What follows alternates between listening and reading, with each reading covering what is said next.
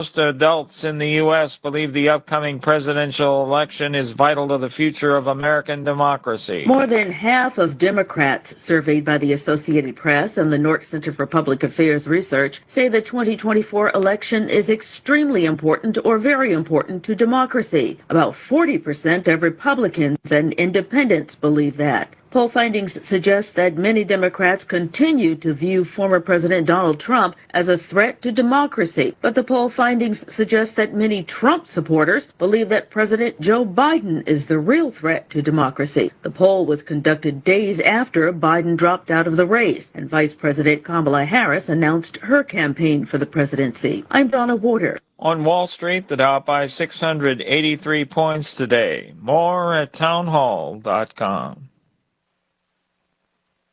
What does it take for organizations to triumph? It takes trust, but trust is getting harder and harder to gain, which is why over 2,700 organizations display the ECFA seal. The ECFA seal gives your organization the third-party credibility that people are literally looking for.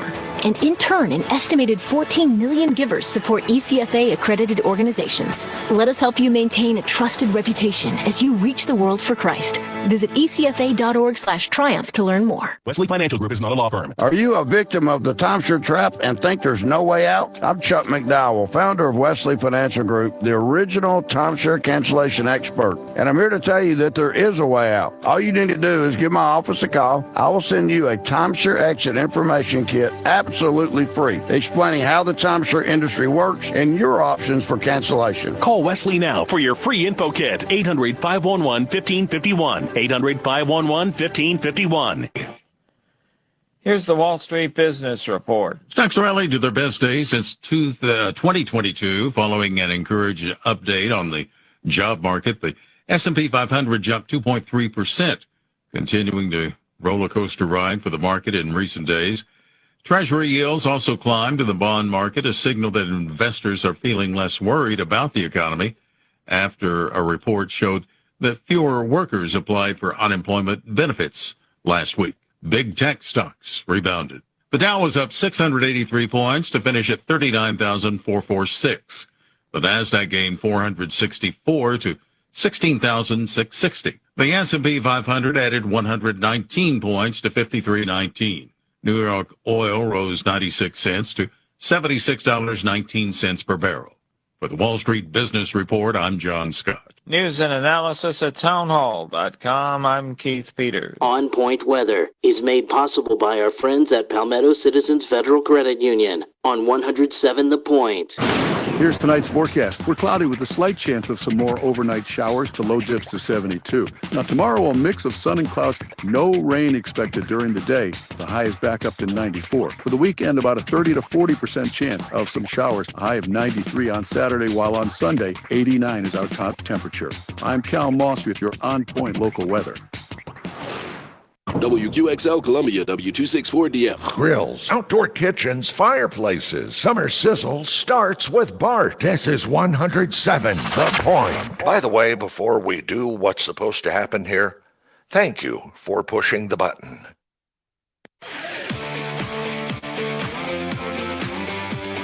This is Sports Talk with Phil Kornblut and Chris Bergen. Sports Talk is heard across the state on radio affiliates of the Sports Talk Media Network and is streaming live on SportsTalkSC.com, as well as Twitter, Facebook, and YouTube. The South Carolina Education Lottery lucky number to call in is 888-898-2525. That's 888-898-2525. Now, here are Phil and Chris with tonight's edition of Sports Talk.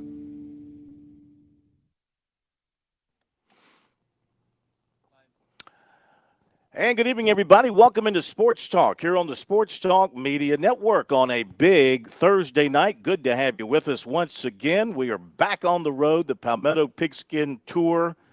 Neither rain, nor hail, nor snow, nor gloom of night will stop the Sports Talk Pinto from getting to its assigned destination. Had to come through it going west today, coming out of Columbia. Of course, as Frank Howard once said, as I've already said this week, the only good thing coming out of Columbia is I-26 going west. Boom, boom. No laughter on that again. Have I worn that joke out already? He wore that joke out. So, yes, you repeating it time and time again probably has. Yeah. I get his points. You know, there are a lot of people that would say the same thing about Clemson. It's 85 going south or north. So, yeah. Well, no, what they say about fit it. Clemson is the way you get to Clemson is you go north till you smell it and west till you step in it. That's Exactly. But you're at a rose between two thorns. You stole. Why you stealing my stuff, man? We're at the rose between two thorns. And the illustrious Hunter Reed. I was thinking about this the other day. Hunter Reed, the sports information director, but he's probably an assistant athletics director for communications. You know, they add a whole lot of verbiage. As you get older, you get more words added to your title. You know, but Hunter, Chris, you probably recognize this. Oh yeah. He's got to be the longest running man in his position, man or woman in his position in the state of South Carolina. So let's take a moment with Hunter here with us and applaud the great Hunter Reed. Thank you. On behalf of Hunter, you know, he won't admit it, but he's part Gamecock because he has a son at South Carolina, though you will never hear Hunter Reed say go Cox. He'll never say that. Not in a million years. But how about this? We had Monty Dutton on with us earlier in the week from PC, and Hunter Reed is in our presence. We are just blessed with Furmanites this week. The funny thing is, if I'm not mistaken, Monty went to Furman and became the SID here for a while after Rick Covington, I think. But he's also a PC guy because he grew up there. But Hunter went to PC. He's a PC guy who's been here at Furman forever. Very, very true. Yeah. And Hunter may be rivaled. Hunter could probably tell you if this is accurate. But the longtime sports information director at Francis Marion University, Michael Hawkins, I think actually started about the same time as Hunter did, or maybe a year before. So he would be the only one that I can think of that would rival longevity with Hunter Reed. You know, Hunter, leave it to Chris Bergen to rain on your parade. He just trying to be accurate. He just mentioned Michael Hawkins at Francis Marion. You swim in what? Swim in facts. Hunter lives and swims in facts. You might be right. How many years, Hunter? 40. See, Hunter corrected me last year. We had not an argument, but we had a intellectual discussion about how you count years in your career. Like, is this your 41st or your 42nd? You know, based on when you started, the year, et cetera, and what year you're in.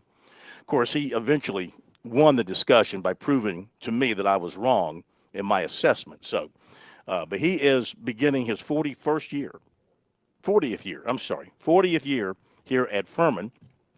So we're up in the press box, and it is overcast. It's not raining.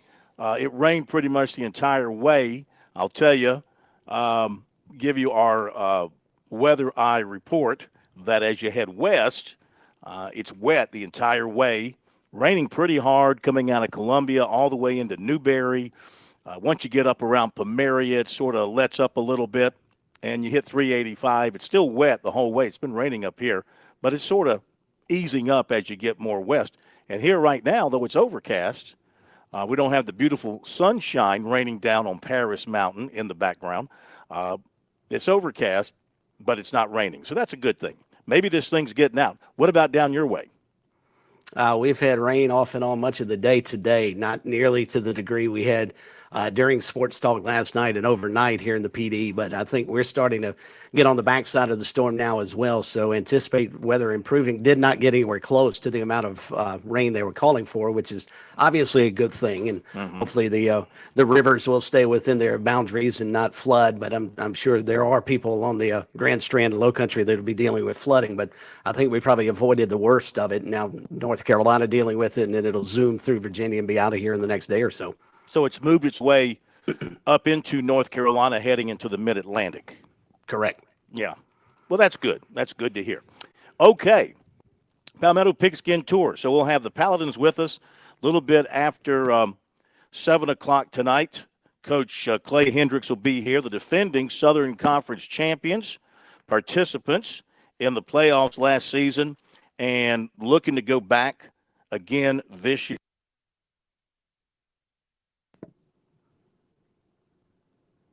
Looks like And we have that some is internet true. dropping out. Yeah. And that is absolutely true. Furman hoping to back it up like they always do. And Furman preseason in the top 25 FCS poll. So this is a team that's going to be talented and loaded and ready to go again in the Southern Conference. And you look at where they open up. They don't take it easy up on the mountain in Furman because they've got Ole Miss to begin the brand new season in Oxford on August 31st. Then they come back home, a more apples to apples comparison, I think, for Clay Hendrick and his team, as they'll square off against Charleston Southern. Then you have Stetson before going to William and Mary. And then they'll start getting into Southern Conference play after that. So, but last season, just a terrific year for the Paladins, and we anticipate and hopefully Coach can shed a little more light on where things stand with them through fall camp thus far. But this is a club that went 10-3 last year, and keep in mind one of those 3 losses was to South Carolina, and then they lost in the second round of the FCS playoffs. A phenomenal game, one I wish they had won, and I think we were all hoping they'd win at Montana. Lost 35-28 in overtime. And it'll be fascinated to hear from Clay Hendricks and the players how much did that motivate them going into the offseason, into spring practice, into summer workouts, and now starting to get ready for the upcoming season.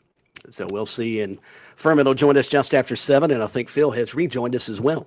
Yeah, we're having a little dropping out issue, I think. Indeed. Yes, Example indeed, number 2. we do. Yeah. So we'll get Furman on the horn just after 7 o'clock. We'll go with Coach first and then a couple of players after that. Mike Morgan set to join us tonight as well. Plenty we can chat and chop up with Mike Morgan on the move just after 6:30. Normally we have Mike at around 7 o'clock on Thursdays, but since we're on the Palmetto Pigskin Tour, Mike has been kind enough to say, you know what, we'll bounce back, and he'll join us at 6:30. We'll talk with him about all things college sports and starting to look forward to the upcoming football season. In the interim, we've got time for your phone calls here this evening at 888-898-2525. If you'd like to be a part of the program, that's the South Carolina Education Lottery lucky number. Again, at 888-898-2525. Some news notes of the day while we try and reconnect with Corn up in Greenville. A couple of things to pass along to you. Did want to, if you're waiting to watch and have not seen it thus far this afternoon, might want to step away from the radio for just a second. Do have an update on the Olympics and the men's 200 meters. All right, that's enough time for you. Noah Lyles did not win the gold. He did not complete the double-double. As a matter of fact, Lyles finished with the bronze, came in 3rd place behind the young man from, and I'm going to butcher his name, but it's his last name is Tobago, and he was able to win the gold medal. And I thought afterwards, this was fascinating, Josh. He said, I can't be the face of athletics as I'm not as arrogant or loud a person like Noah, talking about Noah Lyles. So I think there are folks, and I'm quite frankly, unfortunately, I think I have to admit I fall into that category. Noah Lyles is a terrific athlete, but he doesn't need to tell me how good an athlete he is. I can sit and watch him run the 100 meters, run the 200 meters, go perform. And then if you want to talk after the Olympics are over, yeah, that's fine. So you're saying there's a little bit of arrogance. Is that what you're saying? Yeah. Hey, just a touch. So, and it's unfortunate because he's a tremendous athlete, but I think when you get athletes who are that bold about themselves, it comes back to bite you in the backside if you don't go through and follow through, because he was talking about completing the double, winning the 100 meters, which he did, finishing 3rd now in the bronze here today. So I'm sure you'll get to see it a little bit later on tonight, but I thought the comments of the guy who actually won the gold medal, not being the face of, as he put it, athletics, because he's not an arrogant or loud person like Noah. And keep in mind, this is a Noah Lyles who also went out and knocked down on the NBA a little bit with some of his comments earlier in the week. Said, the thing that hurts me the most, this was actually after the Tokyo Olympics in 2021 when he won the bronze in the men's 200-meter final once again. He said, the thing that hurts me the most is I watch the NBA finals and they have world champion on their head. World champion of what? The United States? Don't get me wrong, I love the U.S. at times, but that ain't the world. That is not the world. We are the world. We have almost every country out here thriving, putting on their flag to show they are represented. There ain't no flags in the NBA. Direct quote from Noah Lyles. So he's representing the United States, and he loves the U.S. at times. So I have to admit a little glee that he did not win the gold. So I'm sorry. We probably should pull for all of our U.S. athletes, but when one of them that's that boastful and can't back it up, I take a little joy in watching him fail to the standpoint he didn't get the gold. What do you say, Phil? I heard that comment too, and I hate to see internal jealousy among our Olympians. We're supposed to be representing the good old U.S. of A. and wearing the flag proudly and standing up for the country. This internal bickering is not pretty on the world stage. So let's just take the gold medals and go home. I'm sure you mentioned, and sorry I was away for a moment, I think we're good now.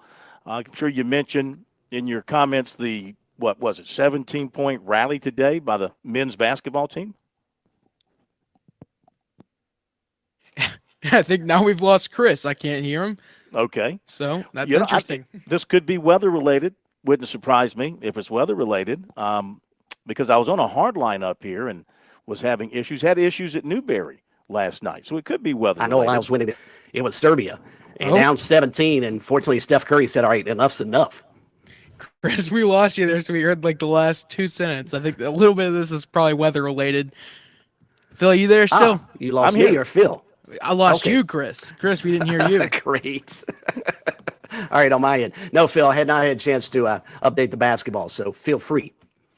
Well, you go ahead because I'm still opening my computer and getting set up from that standpoint. So I just know they were down by 17, and Steph Curry hit 9 threes, got red hot. They had to rally in the fourth quarter. They were down. They had lost each of the first 3 quarters, rallied in the fourth quarter, and now they move on to play France. Correct. In the championship game, the gold medal game. Get to see Wembanyama go up against his NBA counterparts on Saturday. But, 195-91. Serbia actually, as Phil pointed out, outscored Team USA throughout the first 3 quarters, and then the United States finally decided, hey, we're supposed to win the gold medal. Let's play like it, and outscored Serbia 32-15. But the one thing going into the Olympics, Phil, I thought the one team that could give us some problems would be Serbia, because of Jokic and his ability and how familiar he is with everybody he'd be facing. And he had a terrific game. I think he had 11 assists, going along with 17 points and 5 boards. I mean, Serbia is an outstanding team, and that's probably a much truer indication of the talent level between the two squads as opposed to the first meeting they had, I think, in group play, where we won relatively easily. And France will be a whole different animal on Saturday, because if you watched any of the team sports in the Olympics when France is playing, you want to talk about home country advantage. They certainly have it for sure. Now, do you think we should be referring to the United States teams as we and us? Can you be fans of the United States teams in the Olympics? Absolutely. So. Yeah, absolutely. It's your country. I think so. They're representing our country. I'm just asking the question from a broadcasting standpoint. If we should be, not you in particular, just across the board, should reporters. Should we call them them instead of we? Well, I mean, just depends on how you want to view. I mean, it's like high school and college play-by-play announcers. Some refer to their teams as we and us, like I'm a part of the team. It's we and us. Others take the more distant approach to it. I don't know what the announcers are doing as far as the Olympics with the United States teams. I don't know. Do they refer to them as us and we in the national broadcasts? No, everything has been the United States, Team USA, whatever the case may be. But, never we. It's always that's the reference. And I think that legitimately, probably to answer your question from a broadcaster's perspective, that's the way to handle it. Plus, I imagine the broadcasts are international in nature. So you're not just broadcasting back to the United States. So one thing I wanted to correct from last night, I didn't realize it until I actually looked it up in our conversation with the Newberry AD last night. I was talking about scholarship totals for Division I, and I said 120. It's actually 105. So I want to get that correct, though it's a minor thing. The schools can offer up to 105 scholarships in football, not 120. It's a 20 scholarship addition. Right now they can offer 85. 85, okay. And they can go to 105 and cap it there. They don't have to go to 105, but they will. There'll be internal pressure or external pressure, school versus school, to get to that cap number, I'm sure. I think the question is, so, guys who ordinarily would be walk-ons, will they be getting scholarships? Can you add? I guess you cannot add walk-ons on top of the 105 on scholarship, right? That's the roster limit. cap. Yeah, that's the roster cap. So, I mean, you'd be foolish. I think I even asked you this question. Do you have to give out 105 scholarships? And you said no. You can have 105 players. They don't all have to be on scholarship, but I don't know why anybody at the Division I FBS level would take a spot on a team now without a scholarship involved. I agree. I would think that you would spend, all of those if you're at the biggest level. Who knows? You might pick up somebody you might think is not going to be that much of a contributor, but you put him on scholarship and he or she comes in and develops. Well, I shouldn't say she. We're talking football. He comes in and develops, and you end up having a useful player, a starting player. It happens all the time. Okay, phone number 888-898-2525. If you want to holler at us tonight on Sports Talk, Mike Morgan will be here early at 6:35 because we're up here at Furman, and we'll take the 7 o'clock block for the folks here at Furman. Afternoon baseball today, we've got Cincinnati leading Miami 2-0. That game just getting underway. San Francisco on top of Washington. In fact, they won that game in 10 innings, 9-5. The Braves didn't play much defense, didn't play much pitch. They had good offense today. Yeah, pitching was optional today. 16-7. The Braves, well, they have really they've hit the skids here of late. San Diego beat Pittsburgh 7-6. Mets won at Colorado 9-1. So that's it for afternoon baseball. We'll also have more from USC and Clemson camps for you tonight from the Gamecock standpoint. Dante Reno, the freshman quarterback, the youngest guy in the room. Everybody else in that quarterback room is an older fellow, a transfer. Of course, Lenore Sellers is not a transfer, but he's a little bit older than Dante Reno, who is the true freshman in the room.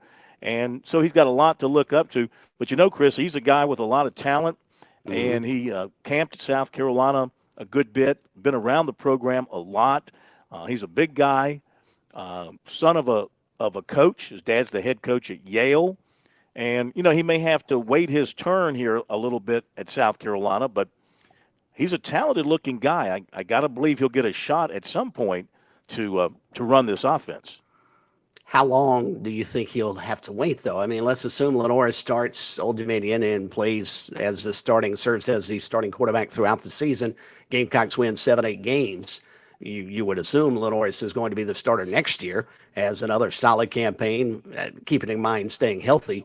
He would start the following year. I mean, yeah, in this era, and not saying Dante's thinking that way, because we've seen guys, the Carry-On Joyner comes to mind, that will stay. Luke Doty's another one at South Carolina. But, I mean, you wonder how long you can keep a highly touted freshman sitting on the bench. I saw a story today about Arch Manning at Texas, and Steve Sarkisian's trying to do everything he possibly can to figure out a way to get him on the field. And I'm sure the reason is he doesn't want him transferring somewhere else. Yeah. Because if you look across the landscape of college football, I bet Arch Manning could start at 90% of the other schools in the nation, but he's stuck behind Quinn Ewers in Austin, and you just wonder, they're actually thinking about having a sort of Tebow goal line package just to be able to stick him on the field.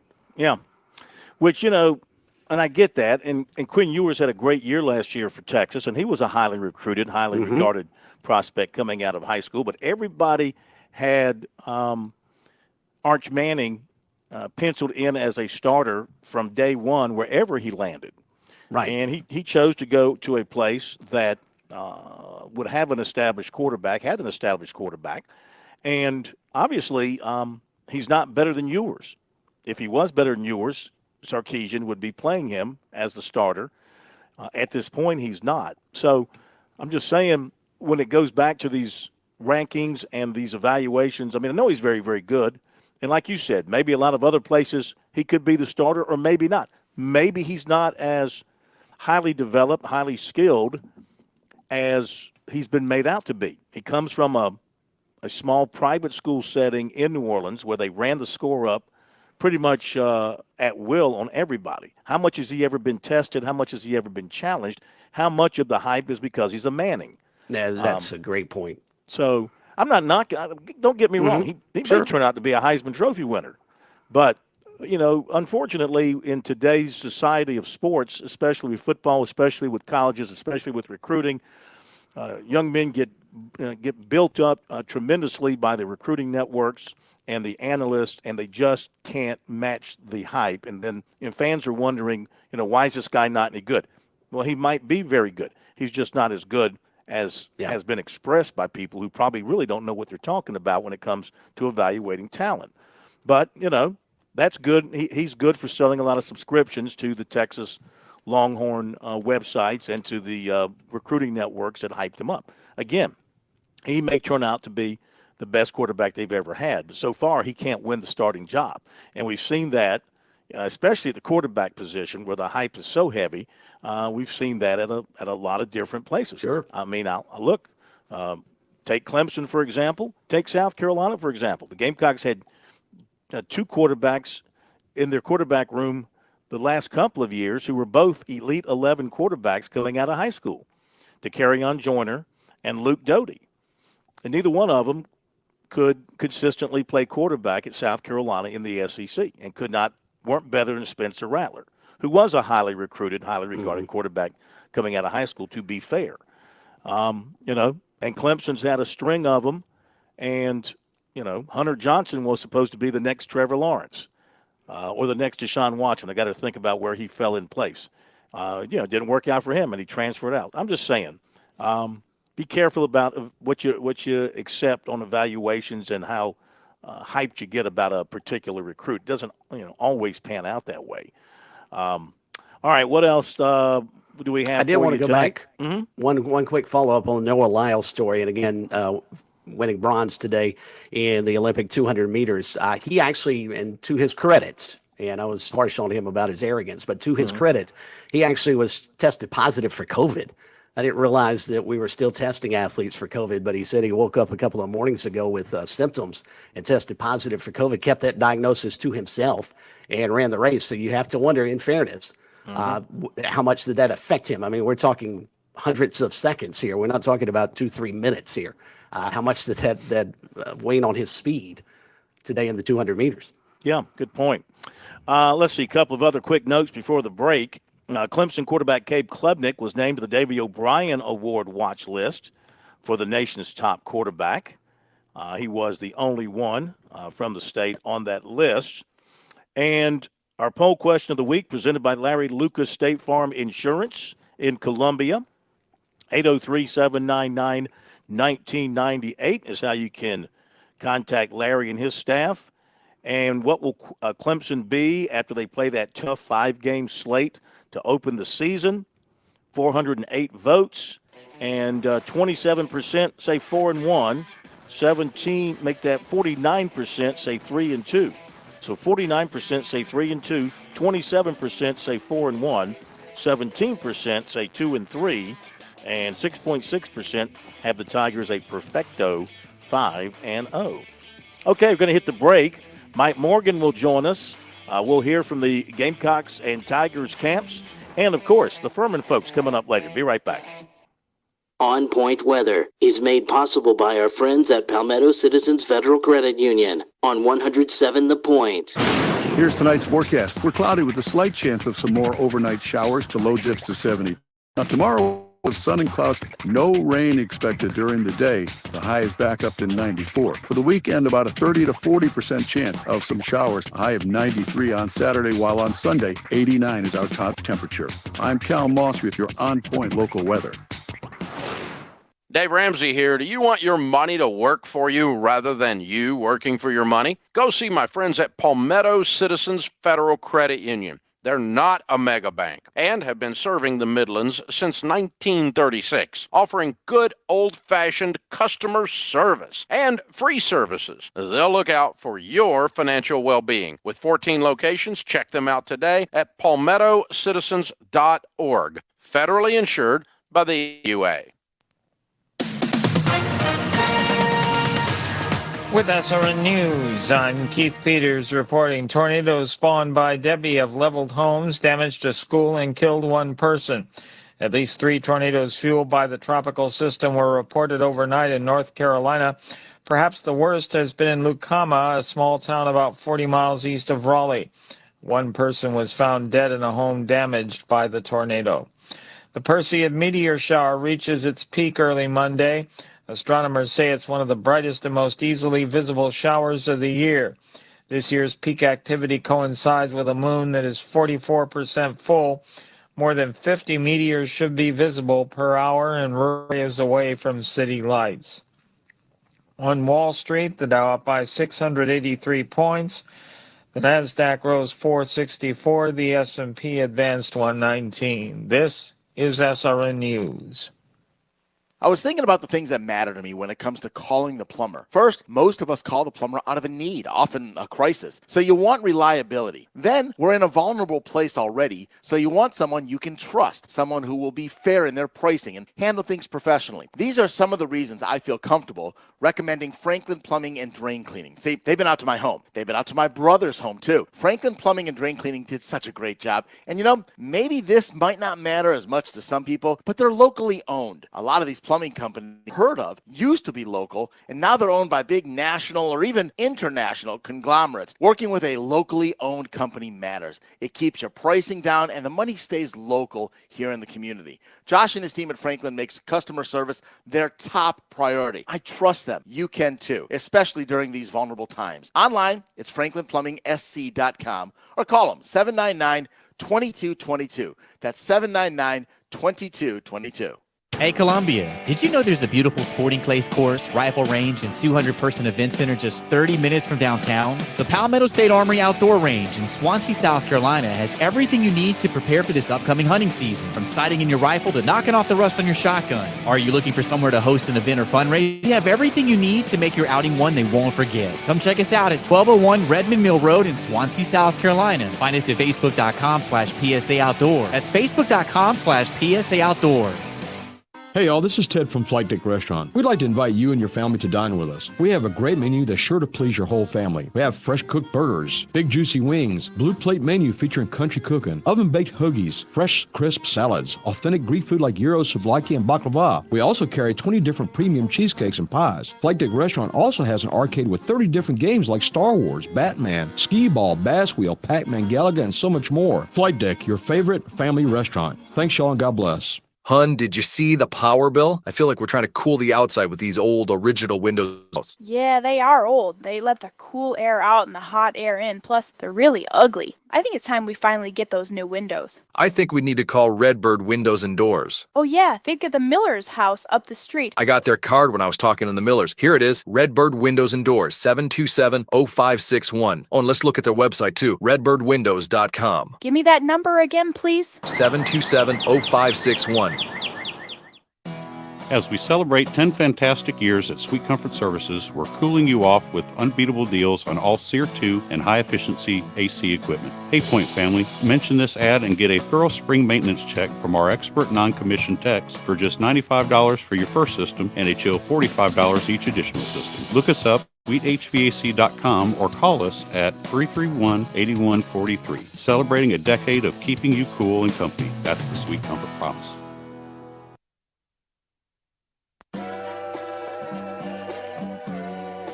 Nothing on that beat. Nope.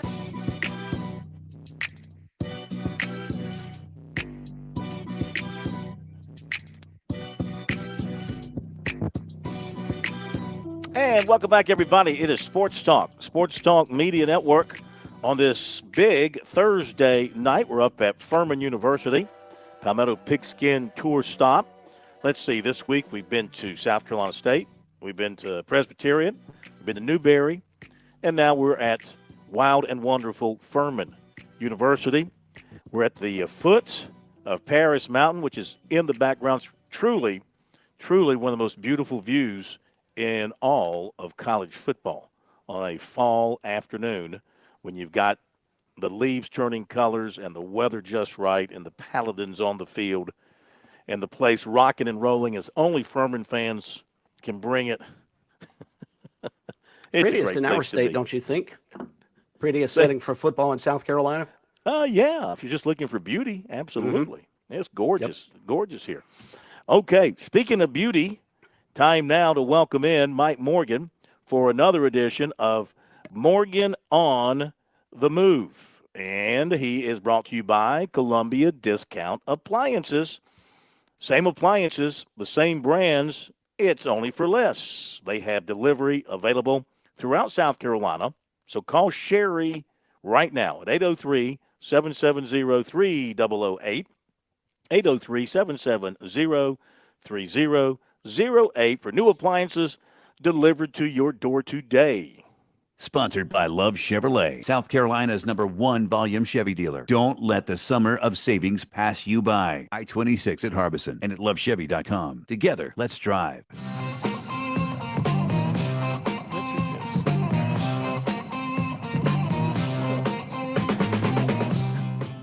Okay, let's welcome in Mike Morgan.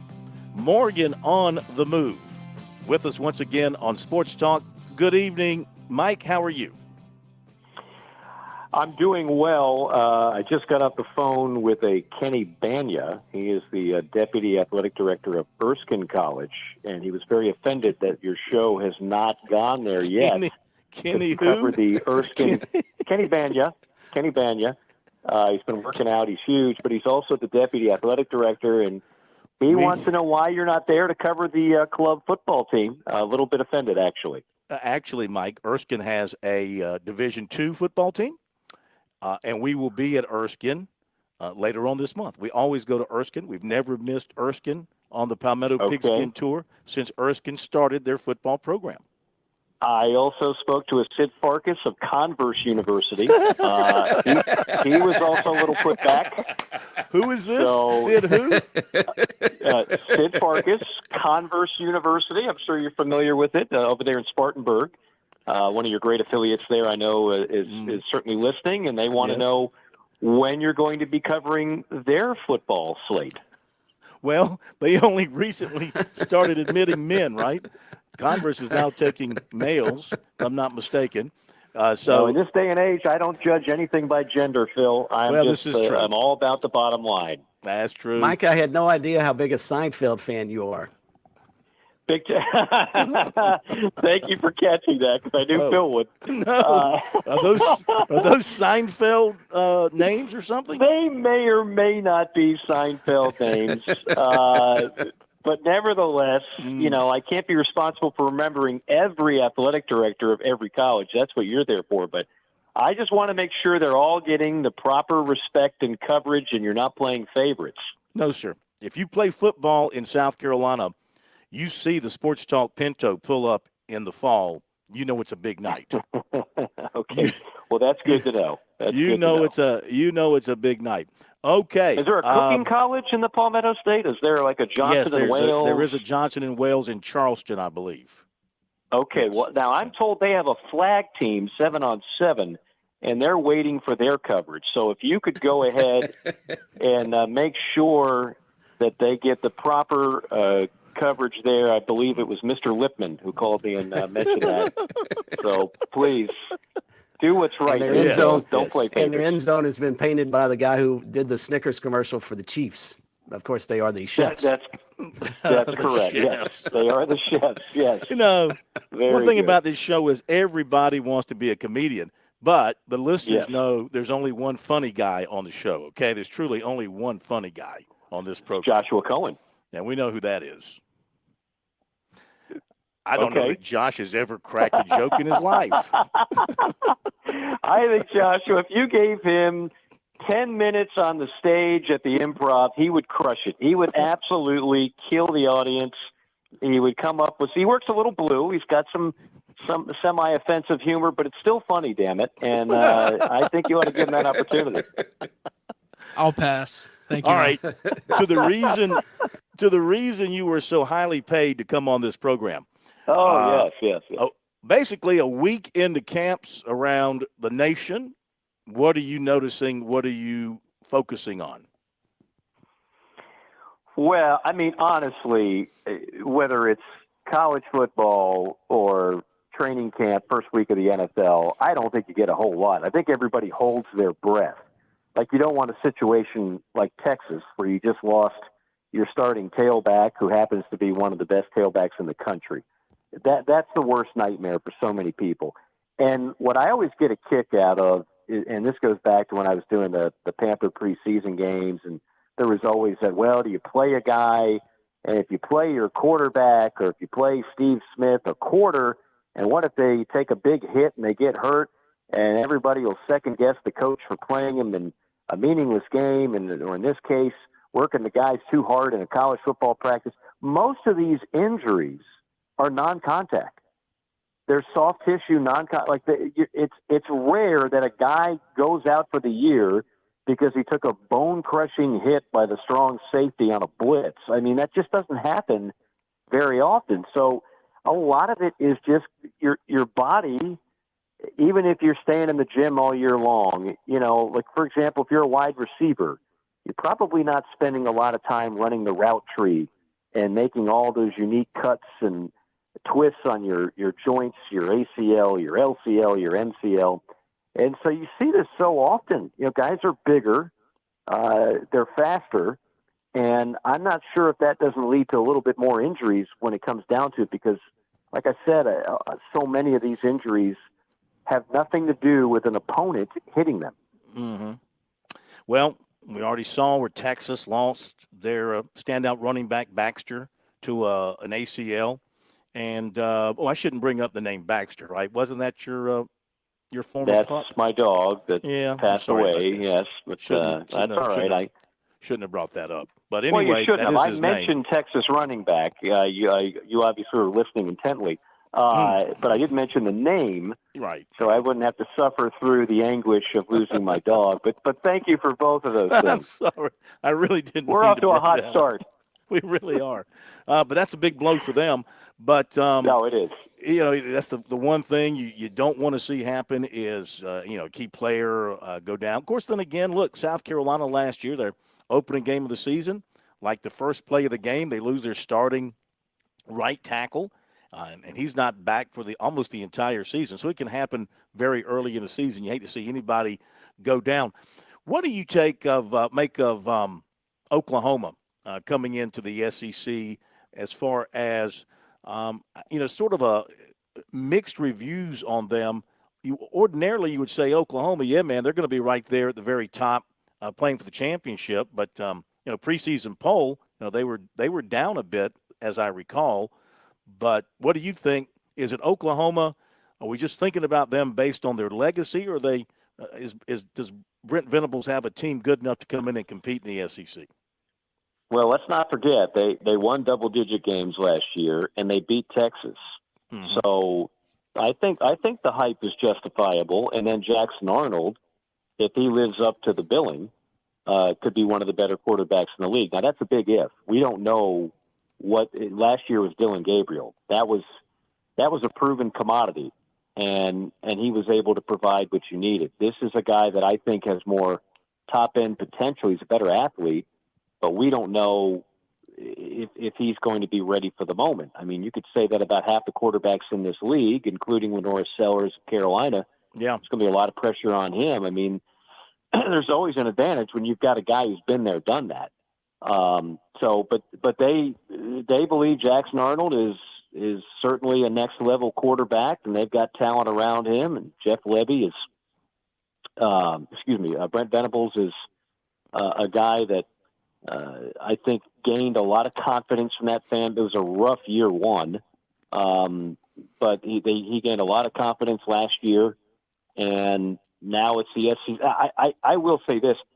They have, along with Georgia and Florida, for my money, the most difficult conference schedules. I don't even think it's particular. Well, let's say it's not close. Well, Carolina certainly is up there too. Mm-hmm. But if you look at Oklahoma's schedule and you look at Georgia and Florida, I think those are the three toughest. I think Missouri is the easiest.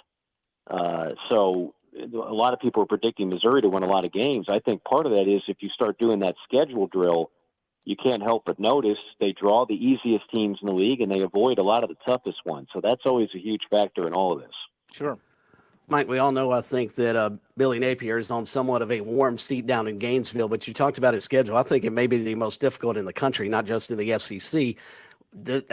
I get it, we're in the win now or you lose your jobs type situation, but with their administration, if they go let's say 6-6 or even 5-7 with that schedule, I mean, would they take that into consideration, or do you think he still has to win and win fairly big to keep his job? Just guessing here, but you got to remember that the guy that hired him is your AD. He's also the guy that hired Dan Mullen. He doesn't want to have to make another coaching change. I think he's going to give Billy the benefit of the doubt if they're respectable. You know, if they beat Miami in week 1, there's the potential to get off to a good start. Where that schedule turns into a nightmare is the back half. Right. It's like the back half is brutal. But if they lose to Miami in the swamp in week 1 and all that negative energy continues and they play some sloppy football, which they played a lot of last year, then that just tends to have a snowball effect. But I certainly think the AD really wants to make sure he can hang around at least another year. Mike Morgan on the move with us here tonight on Sports Talk. Phil live on the Palmetto Pigskin Tour up in Greenville at Furman University. We'll hear from the Paladins just after the top of the hour. Shift gears a couple of moments. Mike, you mentioned the NFL. Of course, preseason games underway. As a matter of fact, the Panthers will have their first dress rehearsal tonight here in about 20 minutes at New England. Is there any reason for optimism in Charlotte this year, in your opinion? Oof. They play in the worst division in football. That hasn't changed. Right. I would like to see Bryce Young get a fair shake. By that, I mean blocking for him, receivers who can make plays, including Xavier Legette. So I think they'll be better. I think they'll be a better team, but I don't think they're going to make that tremendous. You know, I mean, they're trying to overcome bad trades, bad draft picks, just a lot of bad juju. And I don't know if that's done in 1 year. It can be done. Other NFL franchises have certainly done it before. I mean, the Bengals were the laughing stock of the league for years, and then Joe Burrow was drafted, and in his second year they made a Super Bowl. I'm not saying the Panthers are going to follow that template, but I'd like to think they'd be better in what is still the worst division in pro football, the NFC South. Yeah, Mike, don't be picking on the Jewish people and talking about their juju, okay? Let's steer away from that. Oh, okay. I beg your pardon. Yeah. Before we let you go, Gentile. Before we let you go, had to get your opinion on ESPN announcing today that "Get By" by Jelly Roll will be the anthem for the 2024 college football season for ESPN. That'll be their anthem. Just your thoughts on Jelly Roll and Get By, and just, how that fits in with college football. Just your thoughts, please. The only thing I know less about than Jelly Roll is the Johnson and Wales starting offensive line. So the left tackle is Francois Souffle. Oh, okay. Well, I have heard of him. He likes to do pancake blocks. The last time I checked. The tailback is Greg Benedicts. As in Egg Benedict. Yeah, no, I got it. Yeah. Shall I continue? Okay. Or? I hope not. No, I honestly don't know the song. Now, if you played the song, does your producer have the ability to play the song? He does. Can we get Joshua to play the song? What and song? I'll tell you if What's it's the any name? good. Get By Jelly Roll. By Jelly Roll. The anthem. I guess I didn't know ESPN needed an anthem. I guess they have a. Well, you got to replace. Are we talking the SEC game of the week? Or are we just talking college football? No, they just put out that this will be the anthem for the 2024 college football season. Jelly Rolls. Get By. Yeah. Is that going to take over for coming to your city for game day, do you think? That Big and Rich did years ago? They finally getting rid of Big and Rich. Yeah, I don't know. That's what I'm asking. I don't know. All right, here we go. Here's a little Get By.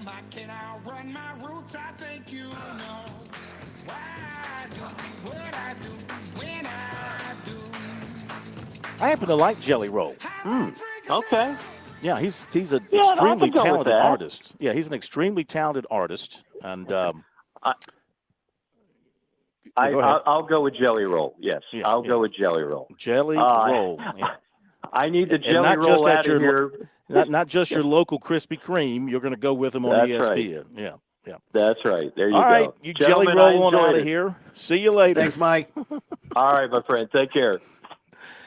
Okay, that kind of fits the way the first hour has gone. That's been like one of the more discombobulated conversations we've ever had with Mike, so that's good. Yeah, a Jelly Roll. From Seinfeld to Jelly Roll. Yeah, we pretty much covered everything there, didn't we? Yeah, indeed, and then some. Yeah, I happen to like Jelly Roll. I mean, he's had some good songs out there. I'm not familiar with this one, but somehow it's got a connection. The song is expected to be a central part of ESPN's promotional content for the upcoming so not college replacing football the game season. day song. It doesn't say that. No. Yeah. Yeah. It's the anthem. This is the anthem for ESPN's college football promotions. Okay, let's hit the break, and we'll come back with a bit more from here at Furman. We're going to have the Paladins with us. We're going to hear from the Gamecock side of things from their young freshman quarterback, Dante Reno. Who we got from the Clemson side? We got choices tonight. You can go Harris Sewell off the offensive line or Antonio Williams as wide receiver. Yeah, you make that your call. pick. You're the team Right? captain over there. You make that call. Be back in a moment. Hi, Phil Kornblut here with our good friend George Bryan III. Heard every Friday night on Birdies, Bogeys, and Biceps right here on Sports Talk. George, the Tsunami Bar, a very valuable tool offers. Why is that? Well, the first thing that I say is the tempo. It's the only tool out there that allows the study of tension right from the first grab to be expressed, and rhythm and tempo is what makes the bar work, and it gives you something awfully special to keep those hands soft and get that rhythm going. Learn more about Tsunami Bar technology by clicking on the digital ad on our website, SportsTalkSC.com, and save 5% by purchasing online using the promo code BBB5.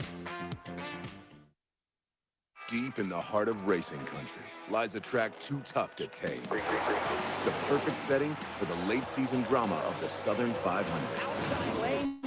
One last chance to make a playoff push. One last chance to catch regular season racing. One last chance to plan a Labor Day weekend worth bragging about. NASCAR weekend at Darlington Raceway, August 31st and September 1st. Get your tickets now at darlingtonraceway.com.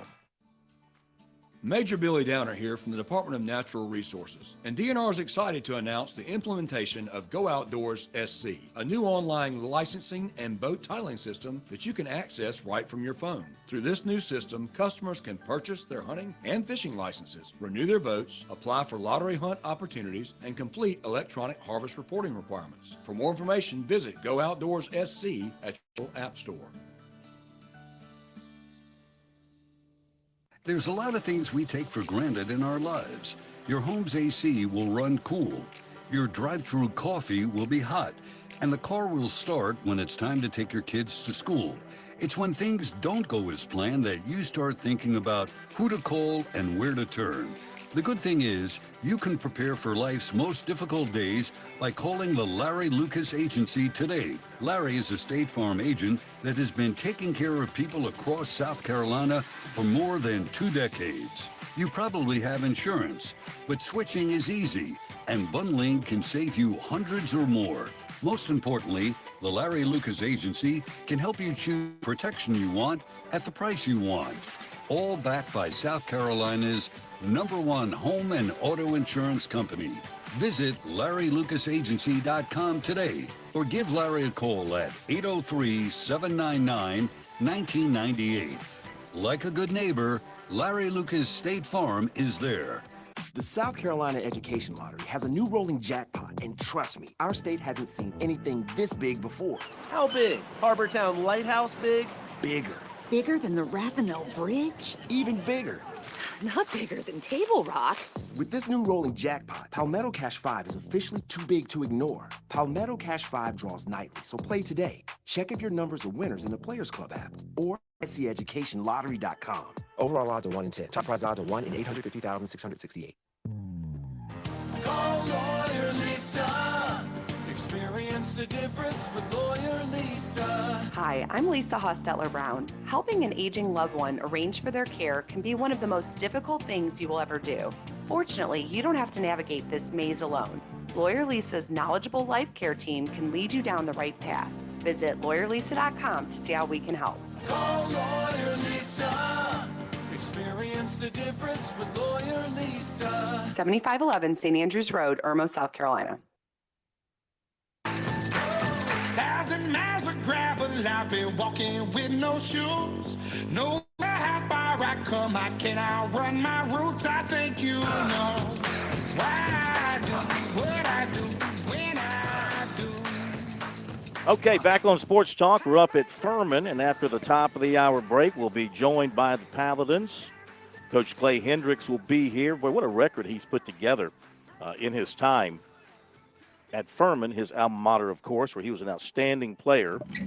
But through 7 seasons, he's got a winning percentage of about 64%. So he's done a great job. Done a great job in taking Furman back to where Furman expects to be, and that is among the nation's elite.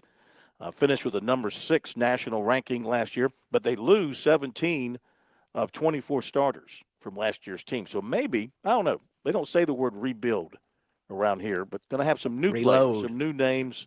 Reload is probably a good way to put it. Let's go to Gamecock Larry before we hit the top of the hour break. Gamecock Larry, it's good to hear from you. I hope you're feeling better than you were the other day. Well, I ain't doing too good, but I just one reason why I called. Well, had to move me in my living room. I can't get no thing on my radio, so I just called in and listen to you on my phone. That's why I called. And I'm glad to put me on, but I'll be okay. I think I'm going to be doing fine about Monday at 2. That's good. That's good to hear. Monday at Tuesday, 22 days, folks, kick off today. And I ain't going to give you no prediction because I want to make sure I'm okay when I say it. But I think I get you 17 points or something. That's off the record. The doctor said, no, just knock all that off the record. And Monday and Tuesday, next Wednesday, I'll be okay. Just keep me in your prayers and just, well, let's go. No, I love you. But talk to you later. Okay. Go Phil Cornbrew. Okay. Thank you. Thank you, Gamecock. Thanks, Larry. Glad you're feeling a little bit better. Prognosis sounds good. So we'll have Gamecock Larry to kick around a little bit more. Phil, are you one to talk about prognosis? Is that something you're trained in? Yeah. Why? What do you want to know? Nothing. I was just wondering, talking about his health status. So. Well, he just sounded better than he did earlier in the week. Well, we're glad, that's for sure. And I always look at things as the glass half full, so the prognosis is rosy. We'll be back.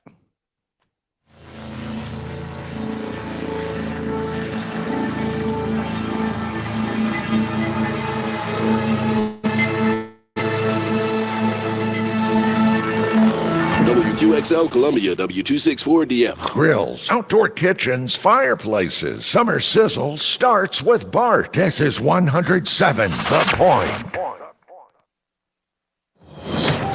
News this hour from townhall.com. I'm Keith Peters reporting.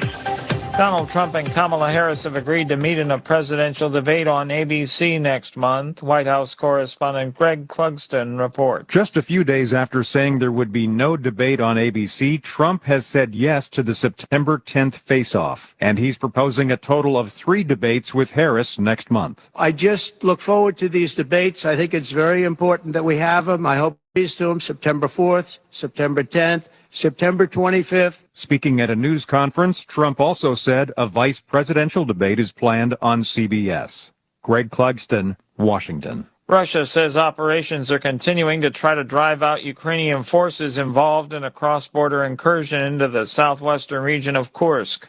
The acting deputy governor of Kursk region, Andrei Belostotsky, also said that 3,000 local residents had been evacuated because of the fighting. The local authorities have also called for blood donations, and footage emerging on social media shows destruction in local towns such as Suja.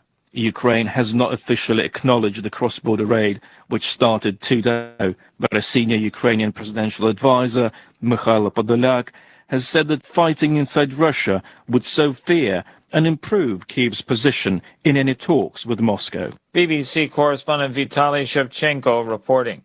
Tornadoes spawned by Debbie have leveled homes, damaged a school, and killed one person. At least 3 tornadoes fueled by the tropical system were reported overnight in North Carolina. Perhaps the worst has been in Lucama, a small town about 40 miles east of Raleigh. A person was found dead in a home damaged by the tornado. On Wall Street, the Dow up by 683 points. The Nasdaq rose 464. More at townhall.com. Wesley Financial Group is not a law firm. Are you victim of the timeshare trap and think there's no way out? I'm Chuck McDowell, founder of Wesley Financial Group, the original timeshare cancellation expert. And I'm here to tell you that there is a way out. All you need to do is give my office a call. I will send you a timeshare exit information kit absolutely free, explaining how the timeshare industry works and your options for cancellation. Call Wesley now for your free info kit. 800-511-1551. 800-511-1551. If you're looking to move out of your parents' place, you could really cut expenses by bundling your current renter's insurance with Progressive, which is good because your little brother has gotten really territorial. You're blood related. You'd think it would be fine to share food in the fridge. I mean, who writes their name on every individually wrapped slice of cheese, Tyler? Still, you admire the commitment. So bundle your renter's and car insurance with Progressive and use the savings to help you move out and have all the cheese you want. Progressive Casualty Insurance Company. Coverage provided and serviced by affiliates and third-party insurers. Not available in all states. Mortgage rates haven't been this low in more than a year. Mortgage buyer Freddie Mac says the average rate on a 30-year mortgage fell this week to 6.47%. That's the lowest level in more than a year and the second straight weekly decline. The latest pullback is a welcome development for home shoppers facing record-high home prices and for homeowners eager to refinance. Mortgage rates are influenced by several factors, including the Federal Reserve's interest rate policy. Signs of easing inflation and a cooling job market have raised expectations of a Fed rate cut as soon as next month. That has many economists forecasting that mortgage rates will ease further this year. I'm Alex Vega. The number of Americans filing for jobless benefits fell last week, but remain at slightly elevated, though not troubling levels. Jobless claims for the week of August 3rd fell to 233,000 last week.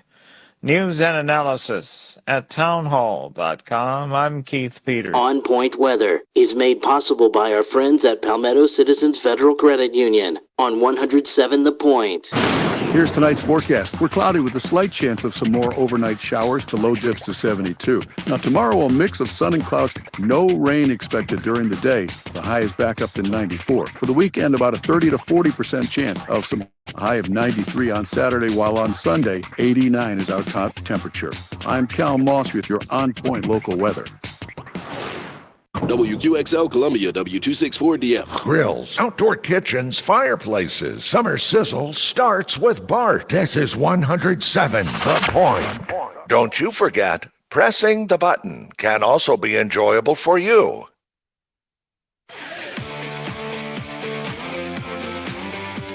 Welcome back to Sports Talk on the Sports Talk Media Network. You can reach the guys with the South Carolina Education Lottery lucky number, 888-898-2525. Now back to Phil and Chris with the second hour of Sports Talk on the Sports Talk Media Network. We are back on Sports Talk, Palmetto Pigskin Tour. Stop on this big Thursday night. We're up in Greenville. We're at Furman University, home of the Paladins, home of the defending Southern Conference champions. And we are going to dive right into things with Coach Clay Hendricks as he's joined us here in the press box as we look out over beautiful Paladin Stadium. How are you, sir? I'm doing great. Good to see you again. How was your off season as you look back at last season and made your preparations for this season and realize that you're losing a good amount of your top players from last year? Yeah. Good off season. The summers, I think the older I get, the faster they go. This one went by fast. But we're already into it now, and next year, last year won't do us a lot of good right now, and so we hadn't talked about it a whole lot. Mm-hmm. We certainly lost a great group of players. I think we're a little bit of an unusual place, and our retention has been so good. We had walk-ons sticking around for 50 years, but I don't know. I think we've recruited really well. I think we've retained really well, and I think our staff does a great job of developing players. And we still got a pretty veteran group. Now we have a lot of more younger ones who we haven't had to play a lot of young guys, so we've been able to redshirt. That's kind of been a little formula for us, and we got some really talented young guys who just kind of been waiting their turn. So really pleased with prep so far. Mm-hmm. Still got a ways to go, but I'm excited for this group. Well, look, Furman always has a target on his back. Southern Conference play maybe bigger this year because you're the defending champions. Everybody's going to be dialed up for you guys when you show up on the schedule. I think somebody was asking me about our rivals. I said, well, I've been around so long off and on in this league.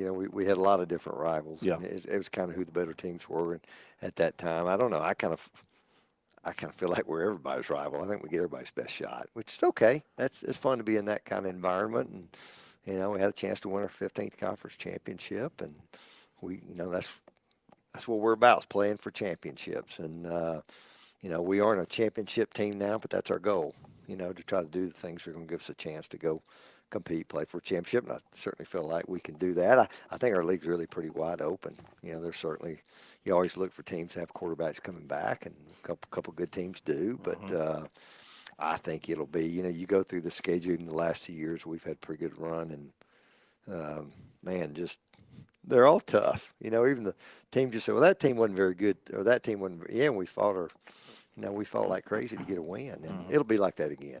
Well, you lose your quarterback, Tyler Huff, who was pretty special. Yeah. Did a lot of great things. So what's it looking like as you came out of spring and now you're here in the preseason camp? Have you settled on anybody, or is there still competition going on? Well, it's interesting about Tyler. So, we were sitting here 2 years ago. Nobody knew who Tyler Huff was. Correct. He played at Presbyterian College and coming off of an ACL, missed a year and a half, and and then, we can't replace Tyler Huff, So Tyler, heck of a player. I'm glad we had him. I don't think he ever lost a Southern Conference game when he was the quarterback. And, he missed the better part of about 3 or 4 games there at the end of the year. We had a young man, Carson Jones, came in, and, we beat Chattanooga in a huge game to win the conference championship with him playing. Tyler went down the first quarter. And so he's played in several games. He certainly showed he's very capable. Really, it's kind of a 3-man show right now, I think, him. And then a kid named Trey Hedney, the only really mid-year enrollee we had. We had an early enrollee out of high school. He's from Tampa, Florida. Highly recruited guy that came in January and really talented. Has done some great stuff. And then kid Newell Garcia, who we redshirted a year ago, was our third. It's from actually La Mirada, California, of all places. But, so it's those 3. I don't know that we've ever had 3. I know the time that since I've been the head coach here, we feel like you just had truly 3 quality guys that were competing. And, it's been through, I told you today was practice number 8. Man, it's we're going to scrimmage pretty good Saturday. And I don't know, in the next week or so, we'll maybe kind of see how it goes. And, are you looking for somebody to distance themselves? Maybe. I don't know. Is there a case where we could play a couple of guys? I don't know. We have 4 non-conference games to start the season. So, I don't think we have any preconceived ideas. We're just going to let it continue to see who, when you start playing 11 on 11 is a little different going out there in other situations. And you're not tackling them and doing things, but let's see who can move the offense at the best. What about the running game, which is always an important part of what you like to do offensively? With the offensive line, having to replace guys there. Will it be as stout as Well- it has been in recent years? Well, you know what? I didn't think we ran the ball as well as we need to a year ago. Now, a lot of things happened. I thought we went from having probably running back, maybe the strongest group on our team a year ago. At the end of the year, we were playing with like our fourth guy and had several guys. You know, just there's some things we can do better up front. We lost a couple of great players up front, some guys that maybe we haven't had. You know what? The way I see it right now, I've been really, really pleased with the offensive line. We still have a pretty, you know, there's 4 guys that are either in their 4th year or older up there returning now. And we got another young guy in there if we were playing tomorrow. All the backs, with the exception of Dom Roberto, and Dom, you know, had season-ending surgery there at the end of the year, so didn't finish. But, you know, I thought they had a really good day today. I like the way that group's playing. You know, I think we've got as good of a receiving group talent-wise as we've had any time since I've been here. And that maybe goes back even as far as when I was an assistant here. And we've had some great players, but I just think we got some depth. I think the skill set of our quarterbacks is a little different than Tyler. You know, Tyler was probably a run-first guy, you know, and these guys, I just think their ability to stretch the field, I hope helps the run game. You know, and so, you know, there were times later in the year where we got, you know, it was in a phone booth up there, you know, and you know, that's not how we want to play. We want to be balanced, and I think it showed up a little bit, you know, down the stretch, and we weren't quite as good. But now I've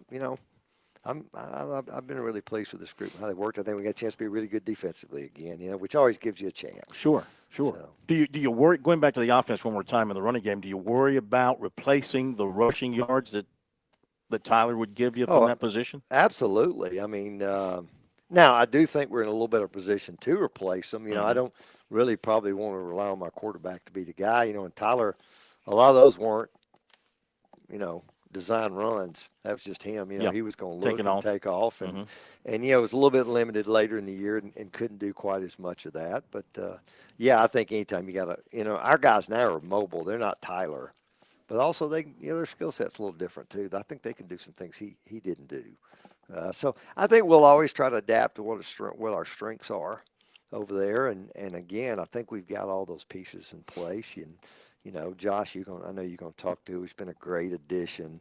You know, we've had 2 NFL tight ends back to back. You know, and so we got a pretty good product to sell. A guy that wants to come in here and get his hands on the ball, and I think that will continue to. You know, we had all those guys back with the exception of Mason Pline. So, no, it's been kind of a fun August. You know, just because you know, we got a lot of competition.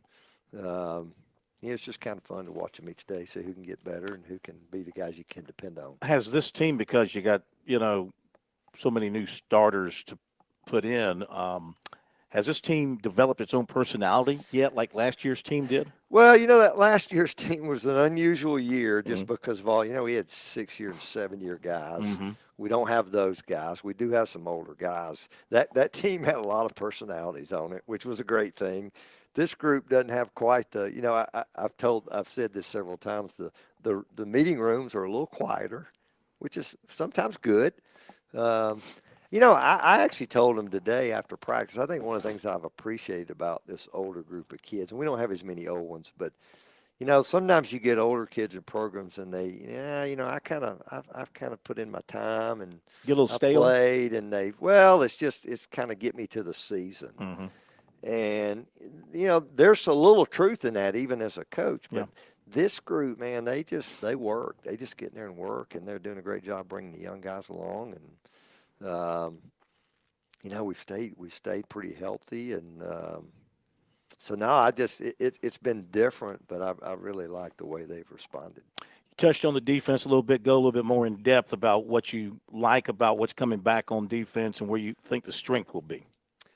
Well, I think our front seven's got a chance to be really, really good again. We've been really good there. You know, you say this, I think we had 38 sacks, something like that. Well, you know, we in the low 20s returning in the sacks. They weren't the starters. You know, we play, you know, we've had a philosophy there since I came back. We play a lot of guys, and so sometimes we don't have some guys with as many tackles as other teams do. But our kids have bought into that. So we got a bunch of those guys. We redshirted a bunch of guys. I think we have the ability to rush the passer.